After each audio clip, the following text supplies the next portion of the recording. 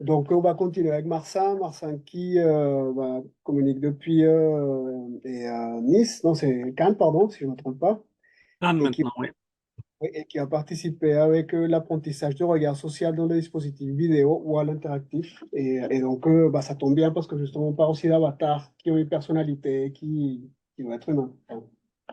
Donc, c'est à toi, Marsan. Tu veux que je te partage l'écran, que tu puisses montrer les images? Partagez l'écran, s'il te plaît, oui. Je vais donc revenir sur deux ou trois dernières interventions parce que ça me permet justement de esquisser un peu le cadre théorique hein, qui était déjà abordé, mais que je vais aborder aussi à ma manière. Donc, la définition la plus générale de l'intelligence artificielle, ça serait d'abord la modélisation algorithmique, hein, tout le monde serait d'accord.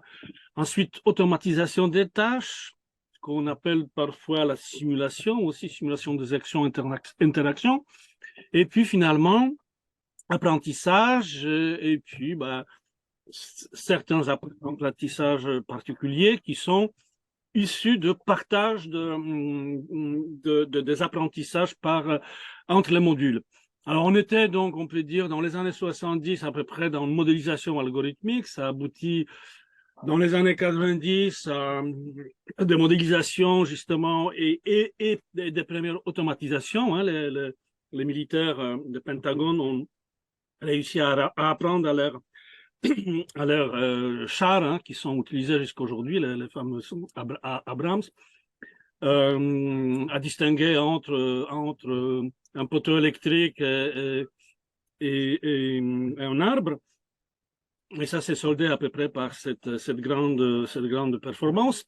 Et puis aujourd'hui, effectivement, à part la question un peu, disons, de marketing, on a ajouté quand même une pièce assez importante à l'édifice, à savoir l'apprentissage, deep learning, et puis surtout la possibilité d'échanger entre les modules, différents modules d'intelligence artificielle, différents objets qui sont disposés dans notre espace, leurs propres apprentissages, leurs propres, on peut dire, expériences, n'est-ce pas? Donc, on est passé de ce qu'on appelait dans les années 90 encore le système expert vers une expertise voilà, ouverte sur l'environnement.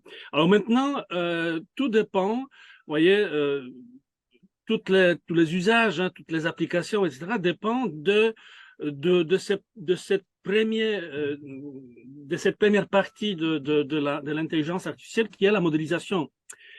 Et notamment, on se pose la question, mais modélise-t-on et quoi modélise-t-on? Qu'est-ce qu'on va modéliser? Hein, vous voyez, c'est déjà une question assez vieille. On se l'a posée pendant la Deuxième Guerre mondiale. Justement, ça aboutit effectivement au balbutiement des sciences cognitives dans les années 50, justement parce on a commencé à ne plus modéliser uniquement, vous voyez, les dispositifs euh, techniques qui sont à notre disposition, mais aussi modélisait les situations dans lesquelles sont inscrits les agents humains. Et ça, enfin, Norbert Wiener, etc. C'était un énorme pas en avant, justement, mais pas technologique, même, parce que leurs ordinateurs se développaient déjà, mais surtout une nouvelle prise de conscience, une nouvelle perspective épistémologique. Ça aboutit justement à l'essor des sciences cognitives. Alors, aujourd'hui, on se pose la question si où est la place de l'intelligence artificielle dans l'art? Dans l'art, donc, qu'est-ce que c'est? Que modélise-t-on justement par cette intelligence artificielle? Qu'est-ce qu'on va modéliser? Alors, si on prend la définition, par exemple, bourdieusienne, Pierre Bourdieu a défini l'art comme un champ d'objets, des objets artistiques, hein, et puis éventuellement les dispositifs sociotechnologiques qui soutiennent ces champs, hein, ces objets, qui les font vivre, n'est-ce pas? Donc là, on aurait une immense base de données, justement, de tous les objets qualifié comme objet artistique, hein, n'est-ce pas, avec effectivement différentes sous-classes, les styles, etc.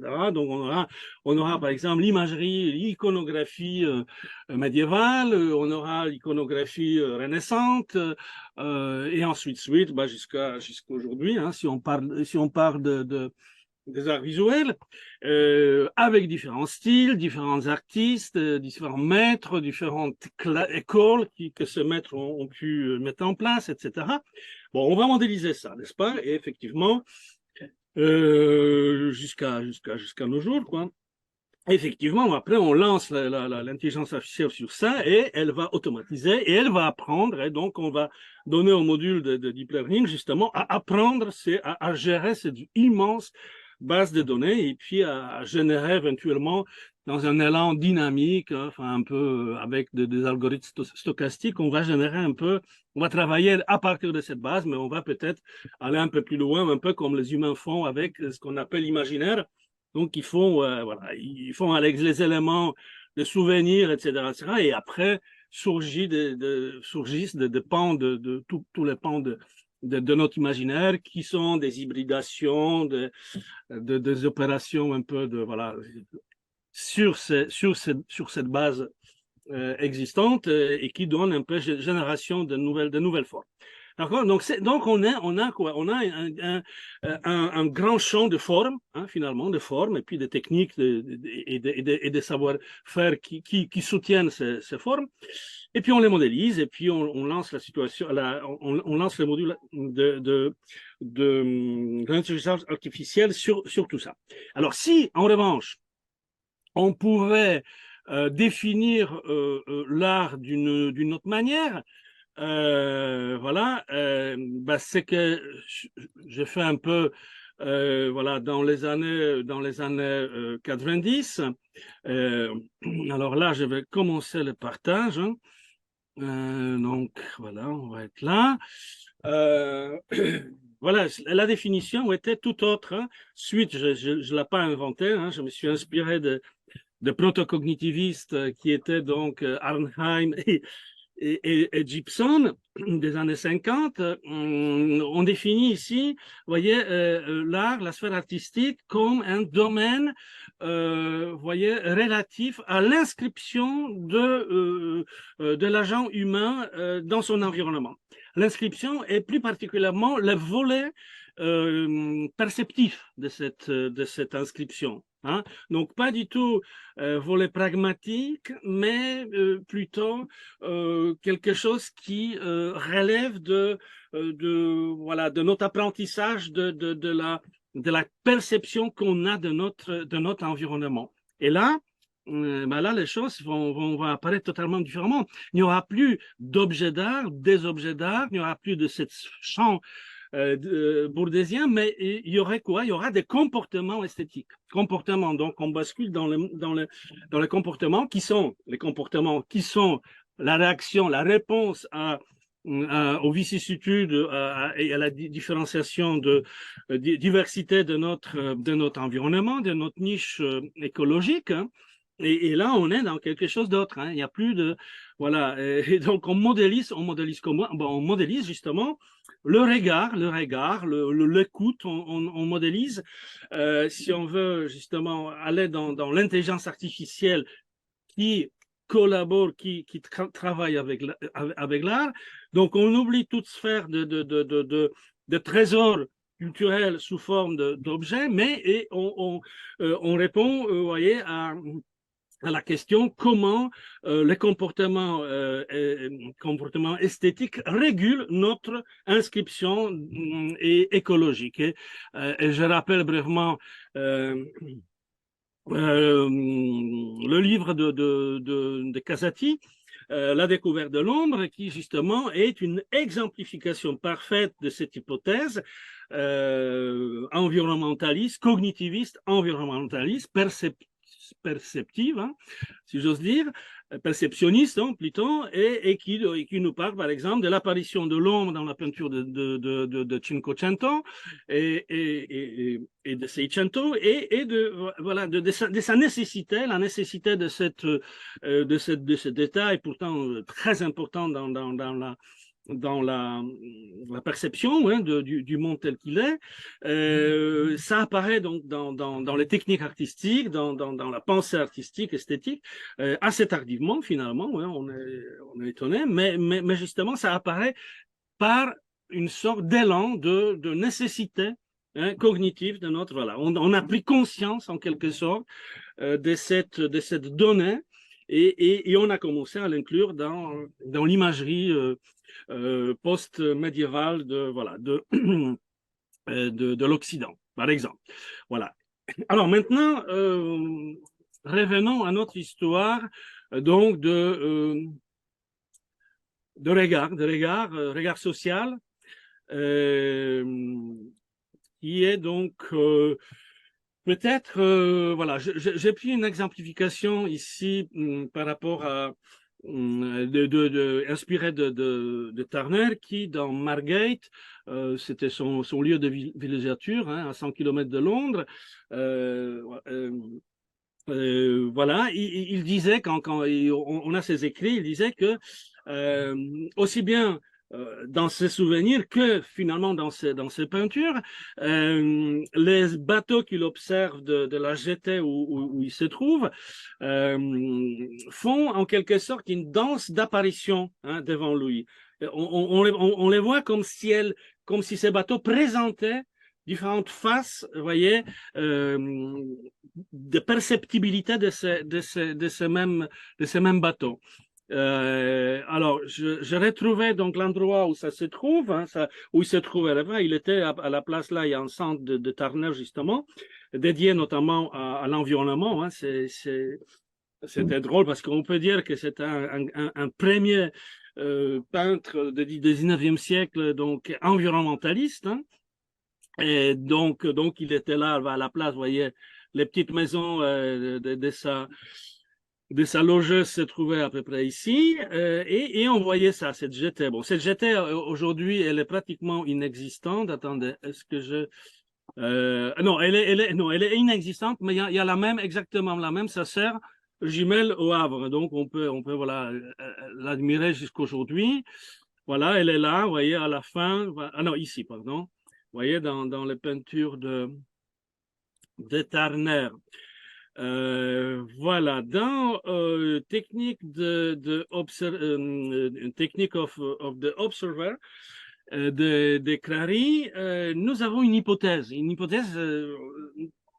essentiellement cognitiviste hein, concernant cette approche justement de Turner, en disant que mais finalement, il y a une sorte de protension chez lui, de protension par rapport aux affordances perceptives que les objets de notre entourage présentent en quelque sorte, présentent s'ils sont animés effectivement par les humains ou en tout cas voilà, par les humains, et que donc finalement on peut dire que cette jetée de Turner était un dispositif de visionnement, du trafic maritime de l'époque.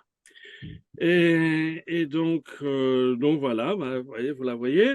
Il y a un très très joli texte. Alors attendez, il y a un très joli texte. Je ne sais pas si vous voyez ici, de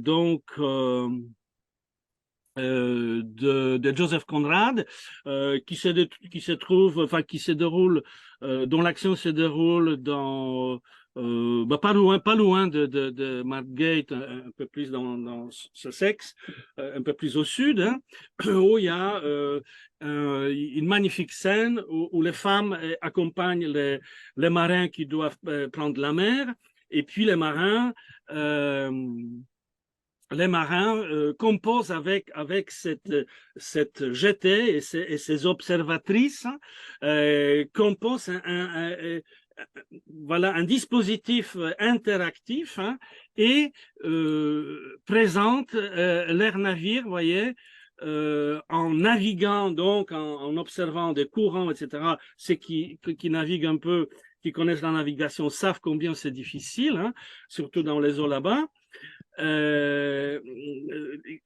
voilà, ils sont en train, vous voyez, de manœuvrer, de s'éloigner, mais en même temps, montrent à leurs épouses, voilà, les parties les plus visibles, donc l'étendue les plus complète de la voilerie, voyez, en guise un peu d'adieu. Voilà, donc cette scène dure presque une demi-heure, hein, et donc c'est exactement ce qui passait. Donc c'est ce texte de Conrad et l'interprétation de Crary de Turner, c'est correspond absolument de façon absolument fantastique, hein, et plausible.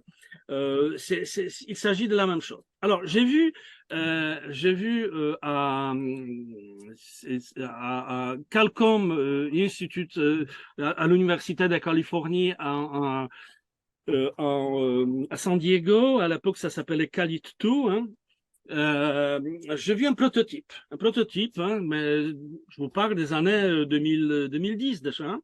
Un prototype qui s'appelait What is Happening, qui consistait donc à mettre en place un vidéo mur doté donc de différents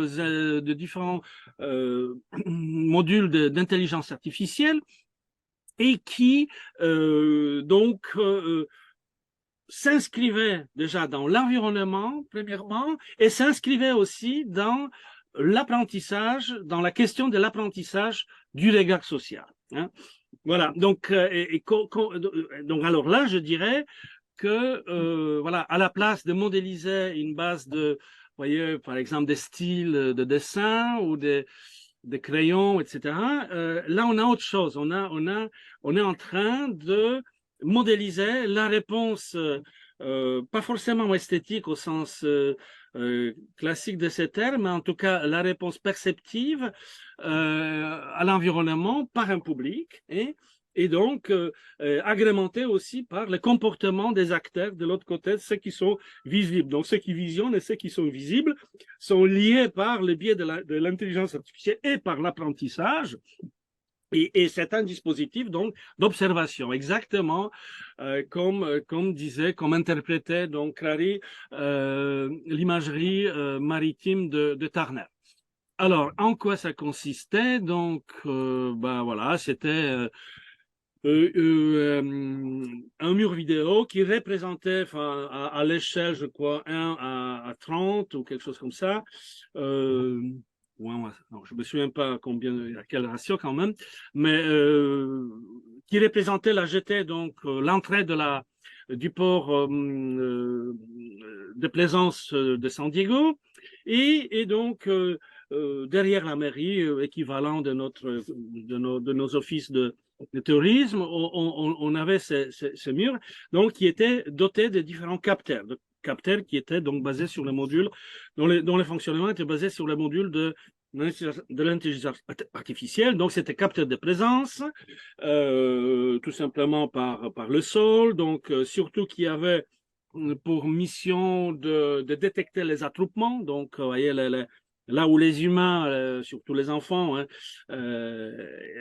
suite à la réaction, enfin, en réaction plutôt à ce qu'ils voient, avaient tendance à s'agglutiner.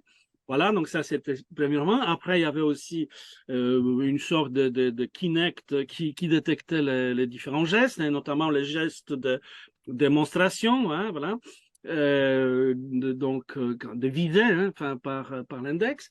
Et puis aussi, il y avait un module donc, de détection de la parole, hein, et qui était donc sensible à certaines exclamations, notamment look, etc. Enfin, tout ce qui était relatif à justement à la monstration, n'est-ce pas?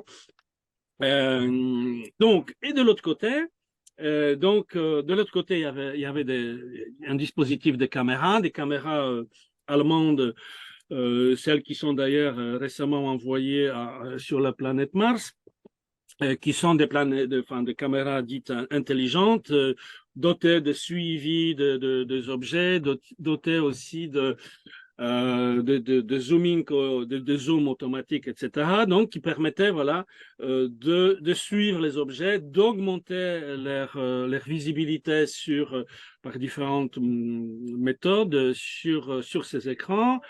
Et en fonction, justement, alors en fonction de quoi? En fonction, premièrement, des réactions du public, mais aussi en fonction, de l'autre côté, des objets qui passent. Donc, la caméra apprenait un peu, voilà, les objets au bout d'un certain cycle d'observation, ben, elle s'informait en quelque sorte du trafic usuel portuaire.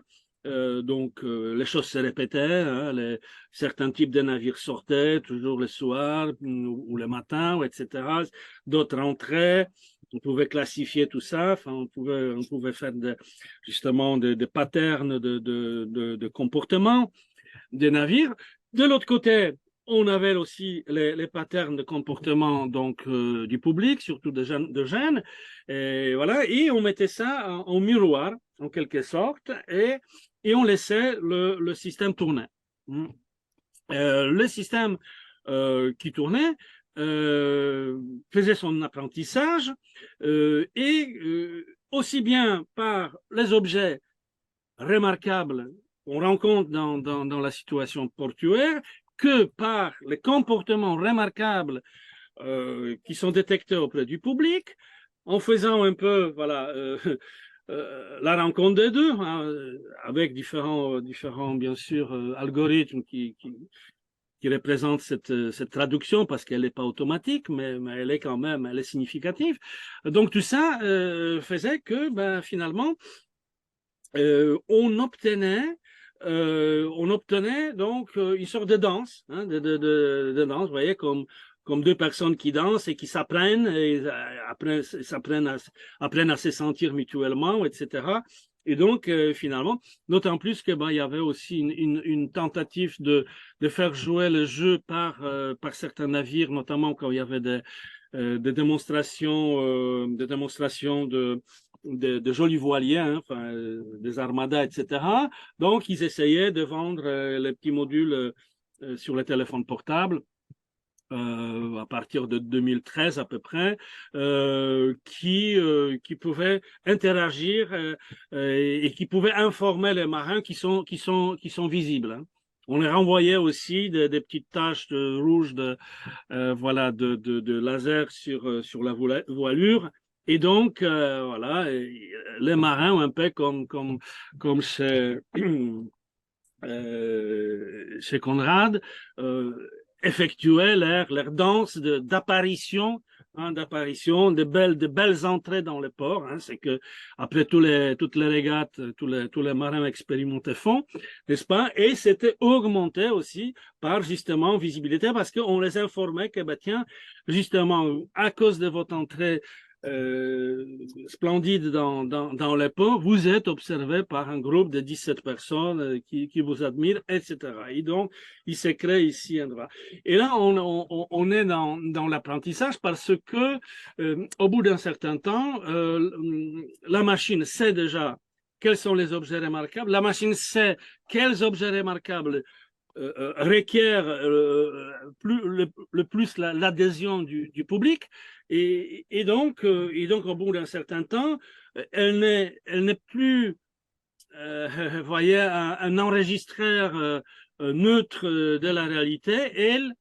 Elle enregistre, puisque ce sont des caméras dites intelligentes, elle enregistre effectivement ce qu'elle sait qu'il faut enregistrer. Donc elle présente en quelque sorte un film différent de celui qu'elle présentait, par exemple, un mois auparavant. N'est-ce pas? C'est qui, à son tour, influence le regard du public parce que le public, celui d'il y a un mois, n'est plus le même public que celui d'un mois plus tard. Et surtout les gens qui reviennent. Hein, parce que eux, ils ont fait déjà une expérience et ensuite ils sont, comment dire, exposés à la nouvelle manière de filmer, nouvelle manière de produire le matériel de webcam. D'accord? Donc finalement, ce dispositif devient dépositaire d'une mémoire du regard public, mais par biofeedback socialement diffus, aussi le public commence à évoluer. Donc, elle aura d'autres comportements. Donc, s'il a d'autres comportements, bah alors maintenant, tout le monde, voilà, on se spécialise de plus en plus. On devient, ce système devient un système expert, vous voyez, de plus en plus perfectionné en quelque sorte, et ouvert, voilà. Et donc, ben je pense que voilà, c'est quelque chose qui est à citer dans le cadre d'une conférence comme aujourd'hui sur l'intelligence artificielle dans le domaine artistique, parce que si on définit si on définit cette sphère artistique justement par différentes manipulations, différentes, comment dire, évolution de notre perception du monde, et bien là, si l'intelligence artificielle intervient dans cette boucle de rétroaction, ben je vais bien. Vous voyez, je vais bien. Sinon, si ça doit servir uniquement à reproduire des styles, etc., de base d'images existantes ou même enrichies, on est tout bon pour être remplacé justement, qu'on craignait les intervenants d'abord par les machines et de perdre notre job.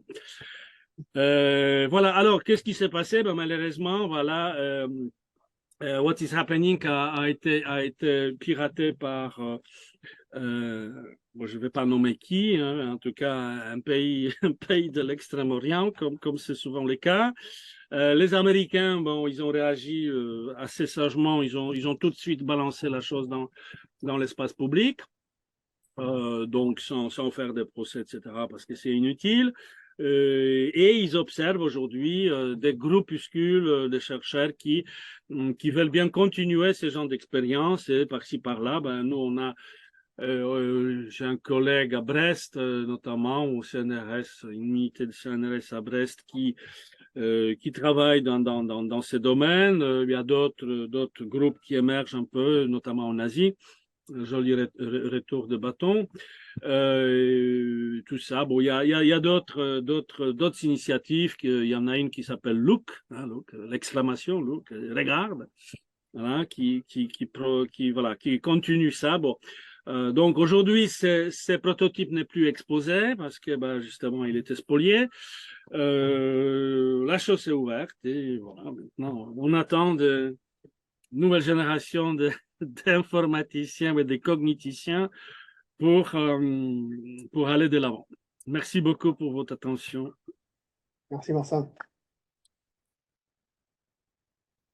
Donc, oui, très intéressant comment l'IA va évoluer pour créer des images qui sont présentées à un public qui change dans le temps, et en espérant peut-être avoir un jour ce logiciel pour faire des tests. Et bon, on va